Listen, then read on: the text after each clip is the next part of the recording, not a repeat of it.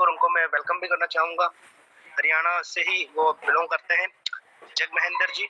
सो जग महेंद्र जी आप आइए, आपका वेलकम है, आपका स्वागत है और अपना जो सेशन है उसको हमारे बीच में कंटिन्यू करें। सम्माननीय जग महेंद्र जी। सो जग महेंद्र जी एक बार ओके सर, मैंने आपका नाम देख लिया है और आप हमारे बीच में आ चुके हैं। को होस्ट पैनल में भी मैंने आपको ऐड कर दिया है, तो आपका बहुत बहुत वेलकम है, बहुत बहुत स्वागत है sir. Jag Mahendra ji, over to you. Thank you Pavan sir, आपका बहुत बहुत धन्यवाद। सभी को मेरा नमस्कार। मैं जग महेंद्र जींद हरियाणा से। सर मेरी आवाज आ रही है ना? जी बिल्कुल सर, बिल्कुल। वॉइस आपका बहुत बढ़िया आ रहा है, कंटिन्यू आप कर सकते हैं। थैंक यू सर, धन्यवाद आपका। नमस्कार दोस्तों, मैं जग महेंद्र जींद हरियाणा से। मैं अपने बारे में बताना चाहूंगा। मेरा नाम जग महेंद्र। दोस्तों, भारत सरकार की भारतीय सेना में नौकरी करने के बाद अभी मैं अपने गांव में हूं। अपने बच्चे दोनों वेल सेटल्ड हैं।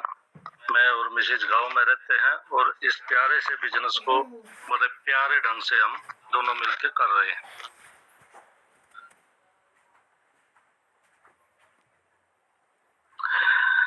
दोस्तों, वो मेरी जिंदगी का बहुत खूबसूरत दिन था, 10 अक्टूबर 2022, जिस दिन मुझे ये एक प्यारा सा बिजनेस मिला था। मेरे गुरु ने मेरे को बताया था कि जग महेंद्र जी, ये बिजनेस आप कर रहे हैं और करना मजबूरी भी है बहुत सारे लोगों की। आपका तो काम बढ़िया चल रहा है, कोई बात नहीं है, लेकिन बहुत सारे लोग हैं, बेरोजगार हैं, उनका आप भला कर सकते हैं, क्योंकि आने वाले जब समय में महंगाई दर बहुत बढ़ने वाली है। 1950 की बात करें तो 10 रुपए में एक परिवार का खर्चा चल जाता था। उसके ठीक 20 साल बाद 1970 आता है तो वही खर्चा बढ़ के 100 रुपए महीना हो जाता है। दोस्तों, 1990 का दौर मैंने देखा है तो 1000 रुपए महीने में मेरे घर का खर्चा चलता था। उसके 20 साल बाद 2010 में वही बढ़ के 10,000 रुपए महीना हो गया। तो दोस्तों, 2030 भी आएगा। यहाँ देखने वाली बात है कि हर 20 साल के बाद एक जीरो ऐड हो रही। 10,000 में एक जीरो ऐड हो जाएगी तो 1,00,000 रुपए होगा। यानी 2030 आते आते हमें घर परिवार चलाने के लिए नॉर्मल जो मध्यम वर्गीय परिवार जिसको बोलते हैं 1,00,000 रुपए महीने खर्चे की जरूरत होगी। तो सर ठीक है, बोला आपका तो काम चल जाएगा, लेकिन बहुत सारे लोग हैं जिनके पास कोई रोजगार नहीं है, तो उनको आप यहाँ से रोजगार दिलवा के और इस काबिल बना सकें कि वो अपना घर परिवार आराम से चला सकें। सम्मानीय दोस्तों, हर चीज का कोई दौर होता है, हर एक चीज का अपना ट्रेंड होता है। बात करें 1960 की, 1960 में ऑयल का ट्रेंड था। बहुत सारे लोगों ने ऑयल के बिजनेस में उस टाइम काम किया, तो आज उन लोगों के रिफाइनरी हैं। बहुत अमीर लोगों में उन लोगों की गिनती है। बात करें 1970 के दौर की, 1970 में ऑटोमोबाइल का दौर था। जिसके पास एक ट्रक होता तो साल में डबल कर लेता था। बात करें 1980 की, 1980 में कंप्यूटर का ट्रेंड आया। उस टाइम जो कंप्यूटर का बेसिक भी जानता था, जो कंप्यूटर इंडस्ट्री लगा के, कंप्यूटर की फैक्ट्री लगा के बैठे हुए हैं लोग। बात करें 1990 की, 1990 में टेलीकम्युनिकेशन का दौर आया, जो कि बहुत सारे आप में से भी देखा होगा, एसटीडी पीसीओ वाले हजारों रुपए महीना कमाते थे, लेकिन आज कहीं एसटीडी पीसीओ दिखाई नहीं दे रहे दोस्तों। 2000 आते आते इंफॉर्मेशन टेक्नोलॉजी का दौर आया, जिसमें हम देख सकते हैं कि रामदेव बाबा ने इधर से लेके इंफॉर्मेशन उधर कर दिया और लोगों को एक योगा के बारे में सिखा के और अपना बहुत बड़ा इंडस्ट्री खड़े कर लिया। इसी तरह से 2000 में डायरेक्ट सेलिंग का दौर आया, मल्टी लेवल मार्केटिंग का। जिन लोगों ने उस टाइम इस बिजनेस को किया था, आज अमीरों में उनकी गिनती है। इसी तरह से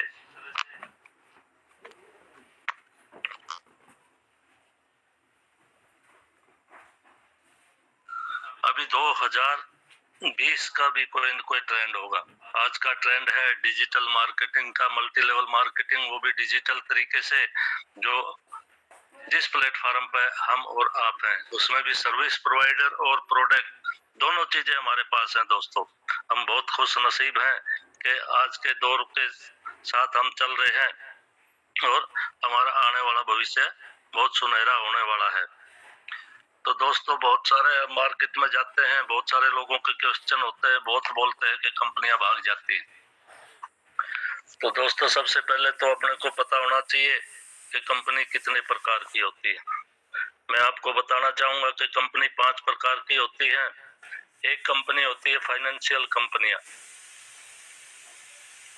जो लोगों को बोलती है कि भाई आप पैसा जमा करो, 1 लाख रुपया जमा करो, 1000 रुपए डेली हम आपको देते रहेंगे और 5 साल के बाद 1 लाख के आपके डबल भी करके दे देंगे।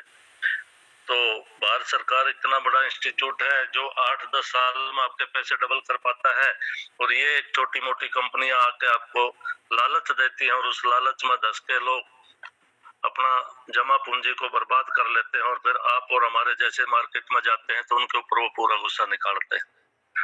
उनको यही नहीं पता कि कंपनी क्या होती है, कौन सी कंपनी है, कौन सी कंपनी रुक सकती है, कौन सी कंपनी भाग सकती है। इसी तरह से दोस्तों एक कंपनी होती है चिट फंड कंपनी, जिसपे गवर्नमेंट का बैन लगा हुआ है।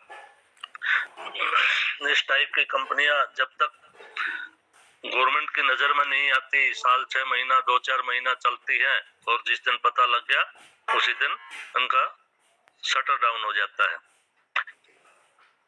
तीसरी कंपनियां होती है सर सामान बनाने वाली कंपनियां, जो सामान बना के मार्केट में बेचती है, उनका सामान बिकता रहे, उधारी पटती रहे, तो वो कंपनियां चलती रहती है। जिस दिन उधारी पटना, सामान बिकना बंद होता है तो वो कंपनियां बंद हो जाती है। चौथी कंपनी होती है सर इंश्योरेंस कंपनियां, जो कभी बंद नहीं होती, कभी बंद नहीं हो सकती। इसी तरह से सर 5वीं कंपनी है नेटवर्क मार्केटिंग कंपनियां, डायरेक्ट सेलिंग की कंपनियां। कंपनी भागती क्यों है? भागने के 2-3 कारण होते हैं। या तो भाई वो नुकसान में जा रही हो, या एडमिनिस्ट्रेशन फेल हो जाए।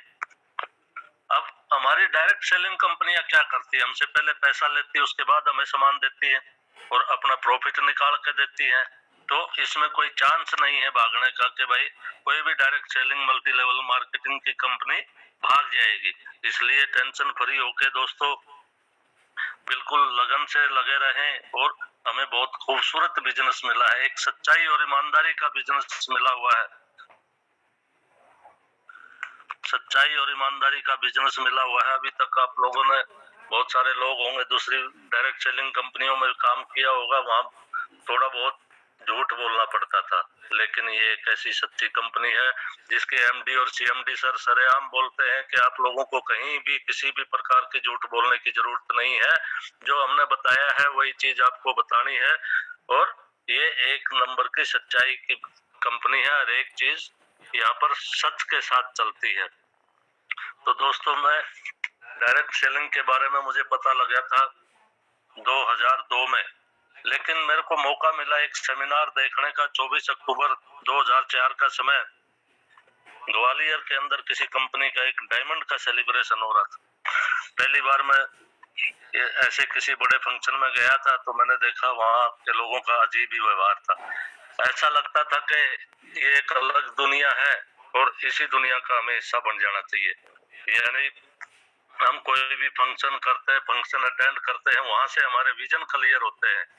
वहाँ एक शख्स आता है, बोलता है कि मैं सब्जी बेचने का काम करता था, मैं बहुत गरीब था, एक टाइम था मुझे 50 रुपए भी दिहाड़ी नहीं मिलती थी, और जब से मैंने इस कंपनी की शुरुआत की, इस कंपनी में काम करना शुरू किया, आज मैं गोल्ड लेवल पे हूँ। और मेरी माताजी बोलती थी, हम जब भी ट्रेनिंग में बोलते थे भाई इतना गाड़ी लाएंगे, घोड़ा लाएंगे, फलान करेंगे, तो मेरी माताजी बोलती थी ज्यादा मत उछलो। तो उस बंदे ने बोला कि मैंने माँ से वादा किया था कि मैं इस दिन गाड़ी लेके आऊंगा, और उस दिन मैं रात को 11 बजे घर पहुंचता हूँ। मेरी माँ मेरे सामने खड़ी थी, बोला उनके कदमों में मैंने गाड़ी ला के खड़ी कर दी। मेरा भी गला रुंध गया था और मेरी माँ के भी आंखों से आंसू आ गए थे। यही बोलते बोलते उसने एक बात बहुत बढ़िया बताई, बोला भाई नौकरी नौकरी तो वही एक खूंटा है, वही सानी है और वही पानी है। तो नौकरी तो एक ऐसी चीज है, आपको भूखा मरने नहीं देगी और आगे बढ़ने नहीं देगी। और एक जो सबसे खूबसूरत मेरी उसकी बात लगी, उसकी बात मुझे जो सबसे खूबसूरत लगी वो थी कि गरीबी में पैदा होना हमारी मजबूरी हो सकता है, लेकिन गरीबी में मरना हमारी मजबूरी नहीं है। और आज के जमाने में वास्तव में दोस्तों, जो आदमी करके खाना चाहता है, जो देखो बगैर किए तो कहीं भी नहीं मिलता है, काम तो करना पड़ेगा दोस्तों, लेकिन एक ऐसा काम करें जो एक बार काम कर दे और बार बार पैसा आए, ऐसा बिजनेस अपने को मिला हुआ है। बहुत खूबसूरत हमें बिजनेस मिला है दोस्तों। हमें दिल से, सच्चाई से, मेहनत से, लगन से, जोश और जुनून से अपनी जवाबदारी लेके इस बिजनेस को करना चाहिए। इस बिजनेस को करने से हमें क्या क्या मिलने वाला है, यहाँ हम एक अच्छा खासा नेटवर्क बना सकते हैं दोस्तों, विश्वास करने लायक है, दूसरों का भला करने वाला है, हमें आर्थिक आजादी देने वाला है, कम पूंजी का व्यापार है, नए नए लोगों से मिलने का मौका मिलता है, हम रहे या ना रहे, पीढ़ी दर पीढ़ी इनकम देने वाला है। यहाँ हम इसको कैरियर के तौर पे भी इस प्लान को ले सकते हैं दोस्तों, हमारा बहुत बढ़िया कैरियर बनने वाला है। ये एक ऐसा प्लेटफॉर्म हमें दिया है, जैसे भगत सिंह, चंद्रशेखर आजाद व सुभाष चंद्र बोस ने ठाना था कि हम हिंदुस्तान को आजाद करवा के रहेंगे, वैसे ही हमारे पथ प्रदर्शक शुभ चिंतक श्री चंद्रभान सिंह रजावत CMD सर और हमारे MD विनोद प्रजापति जी ने भी ठाना है कि हम हिंदुस्तान को आर्थिक आजादी दिला के रहेंगे।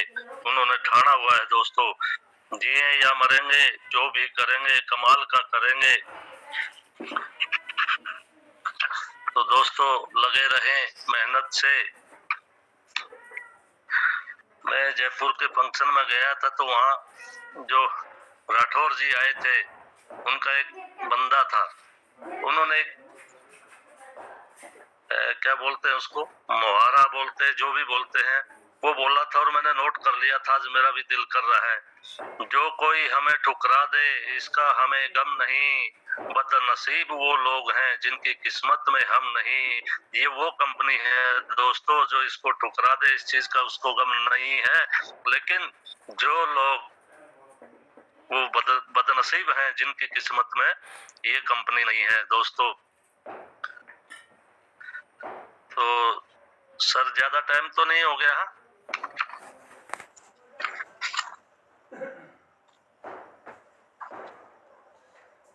जी बिल्कुल सर, बिल्कुल। मेरी आवाज आ रही सर? जी जी सर, बहुत बढ़िया। मेरी आवाज नहीं नहीं, बिल्कुल आ रही है सर, बिल्कुल आ रही है। और समय बिल्कुल सर, समय भी हो चुका है। बाकी बहुत बढ़िया। और हमेशा की तरह सर काफी बढ़िया आप हमेशा अपना एक्सपीरियंस रखते हैं। जी बोलिए सर, कंटिन्यू कर सकता हूँ या सर आप और बच्चा है तो सर आप कंटिन्यू कर सकते हैं, और हो गया है तो सर वाइंड अप कर सकते हैं जैसे आपको सही लगे। नहीं सर, बच्चा देखो, जो नेटवर्कर होते हैं उनके पास खजाना होता है बातों का और उनकी कभी खत्म नहीं होती, वो पूरी रात भी लगे रहेंगे। हमें अपने समय का और लोगों का ध्यान रखना है। अगर बीच में किसी और को लेना है तो मैं वाइंड अप कर सकता हूँ, नहीं तो 2-4 चीजें हैं उनके बारे में मैं जरूर बात करना चाहूंगा सर। बिल्कुल बिल्कुल करिए सर, हमारे पास 3 से 4 मिनट का समय है सर। आप जी सर कंटिन्यू करिए। Thank you sir. देखो दोस्तों, मेरे गुरु ने मुझे बताया था कि जगमहेंद्र जी, जहाँ से आपकी आईडी लग गई है वहां से आपकी जवाबदारी शुरू होती है, वहां से आपका एम्पायर शुरू होता है। आपके साथ जो लोग आते हैं उनका ख्याल रखना, उनको आगे बढ़ाना आपकी जवाबदारी है। जितने लोगों को आप आगे बढ़ाओगे उतना ही आपका बिजनेस आगे बढ़ेगा। ऑटोमेटिकली आपने अपने लोगों का ख्याल रखते हुए अपनी जवाबदारी के साथ काम करना है, जोश और जुनून के साथ काम करना है। ये एक्साइटमेंट का बिजनेस है, तो हम सब पूरे एक्साइटमेंट के साथ इस बिजनेस को करने वाले हैं और सभी कर रहे हैं। जितने भी साथी यहाँ हैं वहाँ वो सब इस बात को मानते हैं और जानते हैं कि हम सब जोश से करने वाले हैं। दोस्तों कुछ स्टेज है, शुरुआती दौर होते हैं। पहला दौर क्या है, पहली स्टेज क्या आती है कि हम किसी को बताना चाहते हैं, जो भी नए साथी हैं वो बगैर सीखे बगैर बताए किसी को बताना चाहते हैं तो कोई उनकी बात को सुनने के लिए तैयार नहीं होता है। इसलिए 50% लोग वहीं से अपना बिस्तर गोल कर लेते हैं। लेकिन यहाँ जितने भी लोग हैं वो शायद तीसरी चौथी स्टेज पे होंगे। तो दूसरी स्टेज क्या है सर, वो थोड़ा बहुत बंदा मीटिंग में आना शुरू कर देता है, सीखना शुरू कर देता है, तो वहां पर वो जब बोलता है कुछ लोग बात तो सुनने लग जाते हैं लेकिन उसकी बात से एग्री नहीं होते हैं। तो यहाँ पर भी 20% लोग यहाँ हाथ खड़े कर जाते हैं, अपने घर पर आराम करना शुरू कर देते हैं। लेकिन जो लोग आखिर तक डटे रहते हैं वो डायमंड बनते हैं इसमें, क्योंकि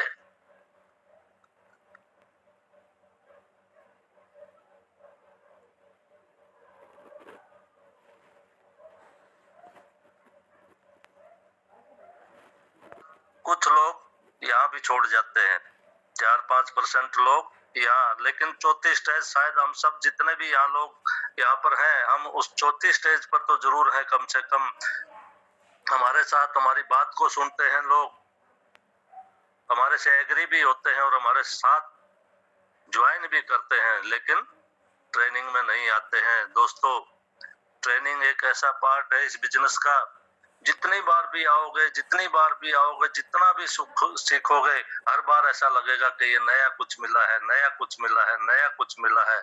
इसलिए बार बार आते रहे, बार बार सीखते रहे। मौका मिलता है तब बोलते रहे, नहीं तो सुनने की आदत डाल लें, सुनते रहे। हमेशा अपनी डायरी, पेन डायरी लेके बैठे, जो भी बात अच्छी लगे उसको नोट करते रहे। तो हम सब इस स्टेज पे हैं, अभी 4th स्टेज पे हैं दोस्तों। और यहाँ तक आते आते हर एक की टीम में से मात्र और मात्र 25% लोग बचे हुए हैं। 75% अब अपने घर में बैठे आराम कर रहे हैं। और ये 25% लोग वो लोग हैं, वो हीरा है जो हर एक तरह के प्रेशर को सहन करते हुए आगे बढ़ने वाले हैं और आने वाले टाइम में डायमंड बनने वाले हैं। तो 5वीं स्टेज भी बताई है उन्होंने। ट्रेनिंग में आते हैं लेकिन मानते नहीं हैं, ट्रेनिंग में आते हैं लेकिन ट्रेनिंग की भाषा को समझते नहीं है, मानते नहीं है। इसलिए 2-3% लोग बोला यार ये तो बोरिंग है, रोज वही बातें होती हैं, वही बातें होती है और यही बोलना और यही सुनना, हमारे तो कान पक गए हैं। अरे दोस्तों, जब से पैदा हुए वही खाना खा रहे हैं, रोज मुंह से खाना खाते हैं, मुंह से खाना खाते हैं, वही चीजें तो रोज करनी हो